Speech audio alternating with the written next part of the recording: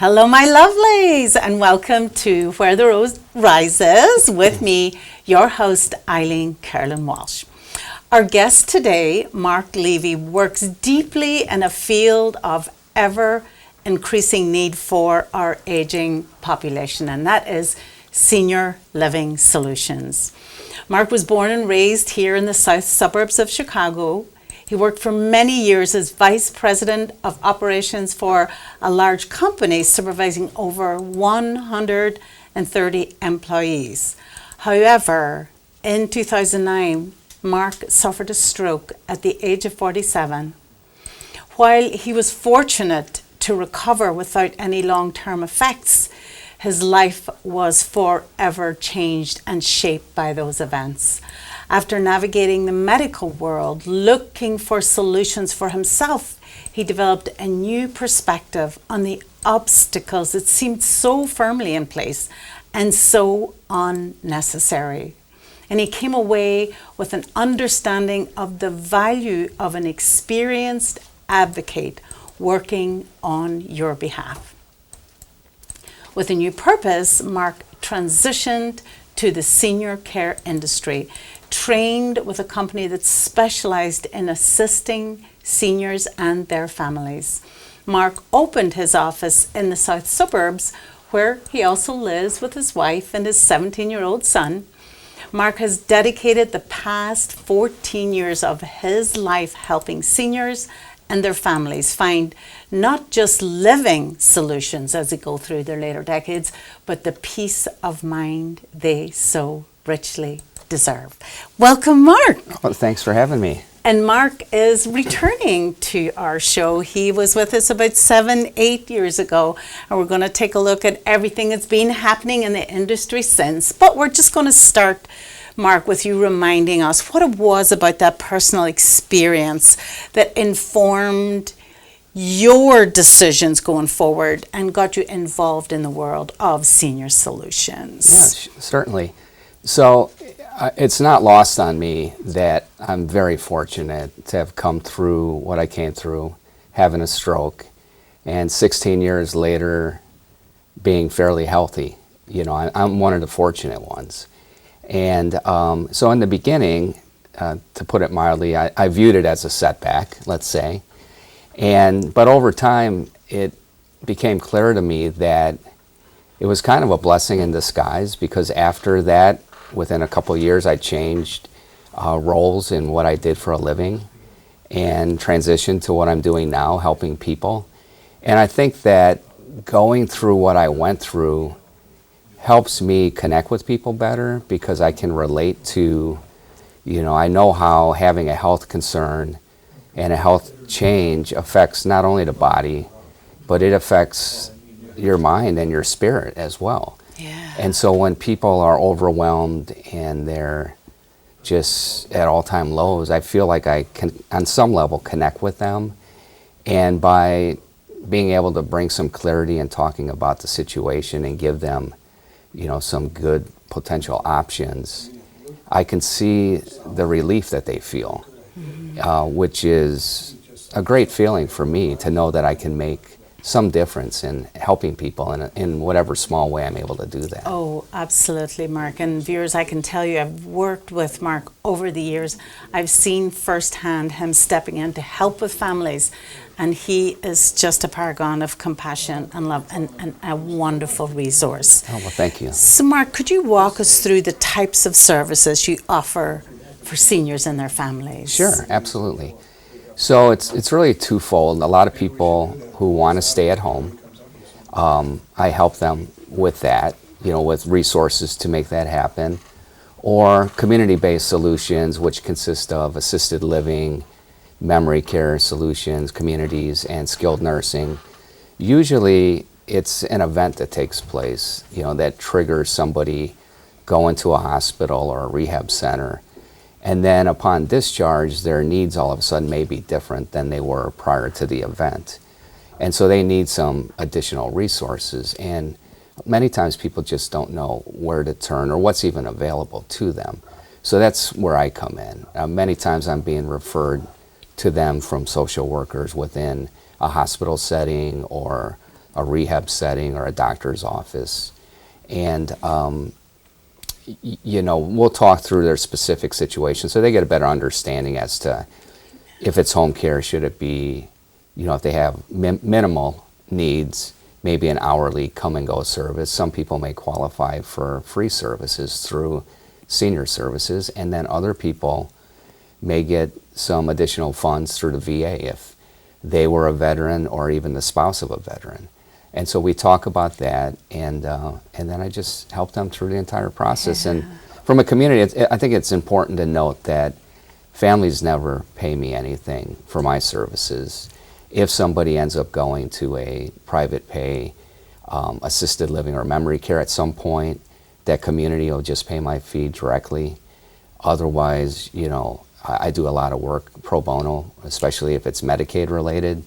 But it comes with the territory, and being in the south suburbs, there's people that, regardless of your income, your needs are the same. You still want the best for your family, and I do whatever I can to help people. Absolutely, Mark. And that is where I have been so impressed that I know that I can call you to come help a family who may not be able to afford the costs of those private facilities, which, as we know now, are just increasingly out of reach.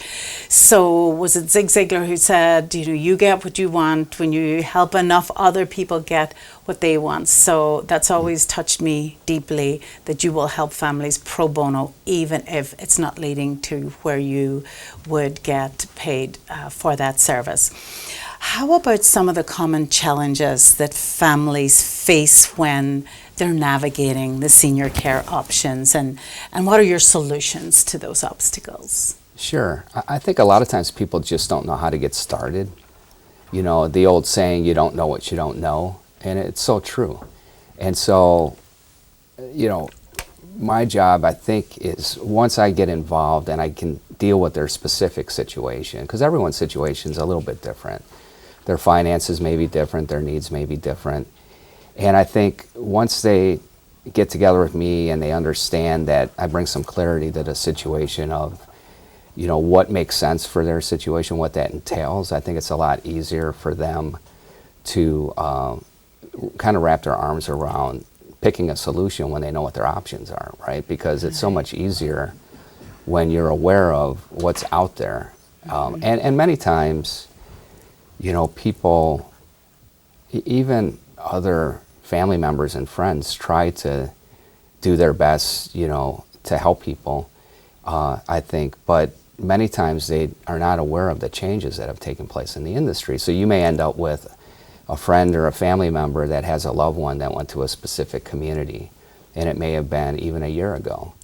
And that community could have been through a change of ownership in the last year, And so many times I'll see, even on social media posts, because let's face it, in the world that we live in, everyone's on social media these days. I'm not. I don't make any comments on social media because half the people, no matter what you say, are going to disagree with you, and the other half, usually will agree with you. And so I kind of stay out of those conversations. I deal directly with families, but I do read what people say, and many times you hear people saying, "Oh, my dad or my mom was at a facility 5 years ago and it was wonderful." Well, there's been 3 different owners since they were there. And so they're really they're not aware of all the changes that are taking place. And I have a tendency to keep my ear to the ground. That's the industry I work in. And so I think being able to advise people based on their specific needs and also trying to work within their financial restraints, it allows me to identify true options that make sense for them. Yeah. Could you perhaps give us a little primer on the terms that we hear bandied about when it comes to senior care and living? What's the difference between assisted living, independent living, memory care, and then maybe the difference when it comes to home care? We hear about home help and medical help. Could you just give us a little bit of a 101? Okay, sure. So we'll start with home care. So there's a term in the industry called home health, and there's a term in the industry called home care. To most people, they sound like exactly the same thing. But home health, the health piece of it, is covered under Medicare Part B, typically, okay? So think of health and healthcare and Medicare. With home health, that's where you get your therapy services in the home. So somebody coming out through a home health company, possibly a couple times a week for maybe an hour to do additional therapy in a home setting. And usually there's a nurse associated with the case and a social worker as well. Home care is usually a private pay solution unless somebody is of low income or asset and they qualify for something through senior services for free. Okay. Assisted living is where you go into a community setting, you have your own apartment, you're getting assistance with your activities of daily living. They have nurses that are there, they have CNAs that are there. So you don't always have to have somebody in your apartment. You have care available when you need it. So you still have that independent ability of being in your own apartment, going down for meals, socializing, partaking in the activities in the communities at your leisure. If you want to stay in your apartment, you stay in your apartment. If you want to participate in activities, you participate. So you're in control.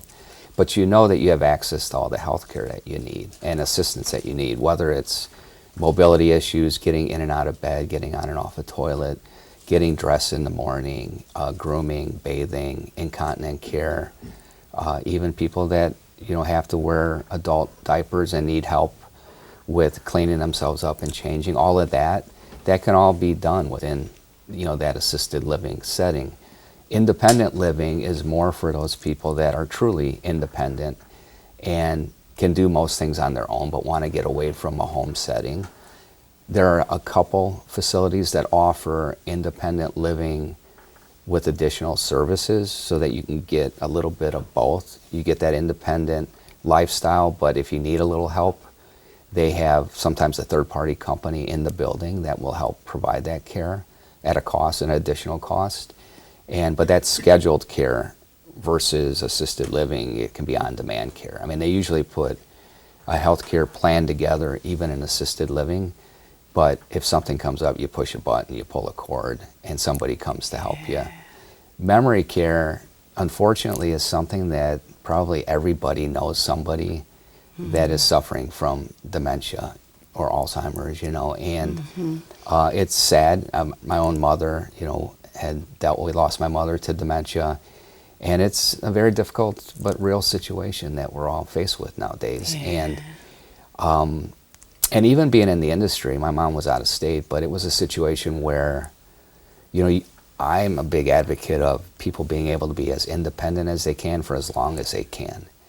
And so, you may have someone that physically is in great shape, but cognitively their mind's gone, and so sometimes they're not safe being home, especially if they live alone, because they can, hallucinate. They can go out the front door and they're walking to their kid's house because they think that they're supposed to attend a dinner or whatever, and they're walking down a busy street and the police are picking them up because they're confused and disorientated, and they, have to many times find who they belong to, the family, and there has to be some type of intervention. And so many people will start in the home in those type of cases and get the extra support, but it's really hard. You have to get your arms around the medication management side of things, because someone cognitively impaired doesn't have the ability to manage their meds typically to the extent that they need to be managed. And that's a leading reason why people end up in the hospital, due to mismanagement of medications, not eating, and things of that nature. And so a true memory care community is offering a secured environment where you're not able to just walk out the door. So if somebody was an elopement risk, that is mitigated. They have programming that's geared towards people that have cognitive impairment. And then the caregivers are all versed in dealing with and redirecting people. And so my mom started out in assisted living and eventually went to memory care. And as difficult as it was, because we all think that, the more we hold on, the better we're doing for our loved one. And I found out firsthand that as soon as my mom went into the memory care side of the building, she was up every morning, she was dressed, she was eating all her meals. I mean, she had lost 12 pounds in assisted living because it's a different approach. They feel like if you're in assisted living, you can make your own decisions. So if they come in and say it's time to go eat, and you say I just ate, you may get a caregiver that says okay, or it's time to take a shower. I already took one, even though you didn't. Yeah. They take you at your word. And so the structure of a memory care for someone cognitively affected, is usually, not always, but usually where many people end up. So Mark, you do have this depth of knowledge, and as you said, it's a fast-flowing stream. It's ever-changing. How do you stay connected to the resources and the best solutions for our families? Yeah, well, I stay highly connected in the industry. I serve on a board of Continuity of Care, a local chapter, which is made up of people from within the healthcare industry, all different facets. I'm a member of a couple other chapters. I also go to many networking meetings, and daily I'm talking to people throughout the industry, because people may call me, and I mean, you and I had even met years ago through networking events, and I'm not an attorney, but people will call me, and sometimes they don't even call me for legal advice. It's just through the process of talking to them, I realize that they need some other specialties, and I refer out to people. I can't tell you how many people I've referred out for various external needs, even behavioral health for people that maybe need to look at a behavioral health option for a week or two to see if they can get their loved one some help. So why don't you tell us a couple of stories? Because I know you have your war stories. Maybe a couple of stories that would give an example of what you do and how you help our aging seniors in the community. Okay. Well, I've met a lot of amazing people over the years that I've been doing this. And, a lot of interesting people, and they're dealing with significant issues many of the times, right? So you take the good with the bad, and I always try to keep a level head and just try to do the best I can. There's one woman who called me, and she had left a message for me, and I called her back. And just for the sake of conversation, I'm not going to use her real name, but let's say her name was Barb Jones, okay? So I called back, and I said, "Hi, Barb, this is Mark Levy. I'm returning your phone call." And she's like, "Please call me Mrs. Jones," right off the bat, instead of Barb. I said, okay. And so that's how our conversation started. And she had a lot of requirements, and she wanted me to help her on a lot of fronts. And she didn't have financial means to do a lot of the things that she wanted to do. And so we talked through the process, and we've had many phone calls since the initial phone call. But why I remember her is because she talked to me one time and said at the very end, when I first talked to you, Mark, I told you, call me Mrs. Jones. And you could have very easily said, okay, please call me Mr. Levy, but you didn't do that to me. And, that thought did cross my mind, actually, at the time it happened. But I knew that, it's just not the right thing to do, right? And she was having a difficult time. And she said, I have a set of rosary beads that were blessed, and I would like to send those to you if you would like to have them. And I said, I would love to have them. And she did send them to me. And that's why I remember the story. It's a case that was pro bono, everything I did for her. And it's interesting because a lot of the people I remember, that's the case, right? It's those people that have very high needs, but they don't have the means. But they have to be very resourceful, because people who have money, they have options. And people that don't, it's very hard to get people to return phone calls, these days, unfortunately. And so I knew I made a difference, and she was appreciative at the end, even though it started out not great. Yeah. It ended up, I think, by biting my tongue in the beginning and just doing what I knew was right, made her feel better, and I felt better at the end as well. And you hung in there. You stayed with her regardless of the... And then recently I was called into a hospital rehab setting with a gentleman who wasn't doing well, and he had cancer, and he lived alone. He lived in his childhood home that he grew up in. And he has a girlfriend who lives in her childhood neighborhood home next door, which is really interesting. And she has some cognitive impairment, but she's living alone. And so I got to know him, and I was helping him because he was going to discharge and he couldn't go home. And so I got him I talked to him, and he was open to assisted living. And then his girlfriend wanted to go to assisted living. And so neither one of them has any adult children at all, not married. They have each other, one of them being compromised.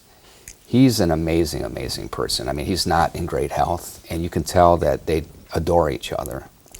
And so they're both in assisted living. They have a room next to each other because she didn't think it was appropriate, since they're not married, even though they're in their 70s, to live in the same room. But anytime I go to visit, they're always in the same room, you know. Yeah. So, and I mean, it's just great to see how they interact with each other. And I've been there. They have my cell phone number, and they have a special spot in my heart, you know. And so I was there not that long ago. They each wanted a cell phone, and something that seems simple, like to call and set it up.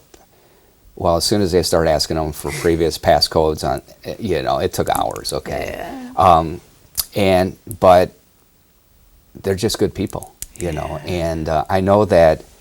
I don't know how long he'll be with us because, you know, he's got cancer pretty bad, and he lives for her, you can tell. And because he's right next door, she's able to be in assisted living because he's helping her, you know, looking in on her all the time, and they're going to meals together. I would suspect that, you know, when he's gone, that she'll have to move into the memory care side because she won't have that enough attention, because what he's providing is constant, right? Yeah. And so, you know, those are the kinds of stories that I remember and keep you going. And one last one, there was a gentleman, every time I would talk to him, and I just got a call from his nephew after hours yesterday because he's in the hospital. I've been talking to him for years now. His wife has dementia, and he is the most doting husband. And every time I talk to him, I always end the call feeling like he's the type of guy that makes you feel like you can be a better man. You know what I mean? Just because so I almost feel guilty on one side. I'm like, wow, like what is wrong with me that I don't have, you know, don't feel like I have that same conviction as he does, you know, with you know what I mean? But let me say, Mark, from hearing your stories, I think you do have some marvelous qualities, and I think you're doing exactly what you were meant to do. You're exactly in the right place at the right time. So that kind of leads to my question a little bit more philosophically. So you are seeing people at a very vulnerable, sensitive, difficult time of their life. You're seeing the families handle those difficulties in different ways. So how are we doing as a society? How are we when it comes to taking care of each other? Are we doing a good job? Could we do better? What's your thoughts? I see the whole gamut, you know, good, the bad, the ugly. You have families that are amazing, you know, and a lot of it, there's cultural differences too. So you have some families where they believe in just taking their loved ones in, right? They would never ever place them anywhere because that's the way they were brought up. That's what they do in their culture, and I could certainly appreciate that, right? But sometimes situations change, and they can become overwhelming, and sometimes you have to think outside the box, you know. And so even though they want to do that, and so many people say, I always promised my loved one I would never place them anywhere. And it's like, well, you didn't know at the time that this was going to be the situation.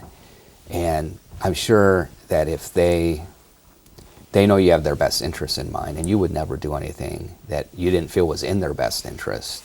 And so I see a lot of good people that are on the right track, and then I see a lot of family dynamics, you know, which can be frustrating at times too, especially if people, and you're an attorney and you see people that when finances come into play, they don't always have, you know, the senior in mind as to what's truly best for them. And those are tough because my goal is not to help a family try to figure out how they can take mom or dad's money, you know. And so those are difficult situations. But I think overall, you know, there are times when maybe some kids, adult children, didn't have the best childhood. They didn't grow up in a loving home. And I've seen people that, despite that, have continued to take abuse and keep going and going and going because they know that they feel better doing it, you know. And I've seen others that they're like, you know, they haven't been in my life for 20 years and now I'm supposed to do all this. It's too much for me. So, and it's understandable.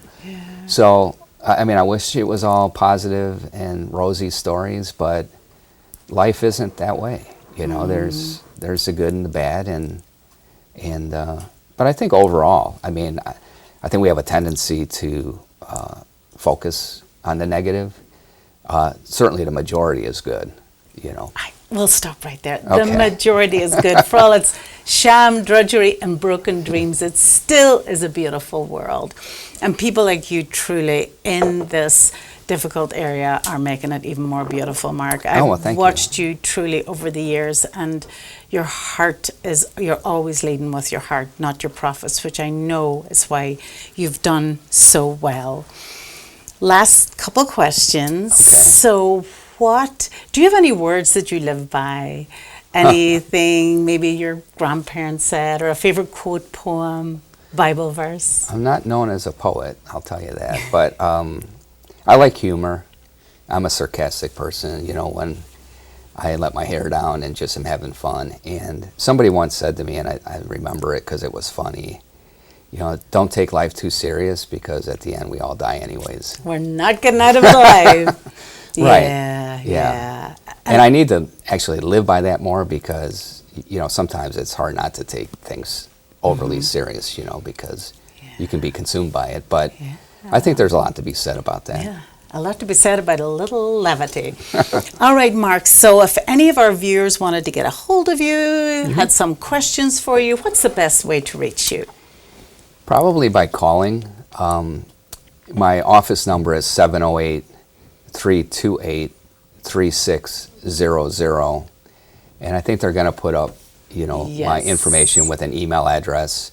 So if you use my email, just make sure that you notice that solutions on Senior Solutions is plural, and there's a numeric number 1 after it. So, but in doubt, just call me. And if you get my voicemail, I will call you back. And if, God forbid, you don't get a call back, that means something went wrong because I always call people back. I guarantee that is true. Mark also personally always answers his cell phone and he always calls back. So wonderful resource if you have any questions. Many of us are in that stage where we have the aging parent or spouse.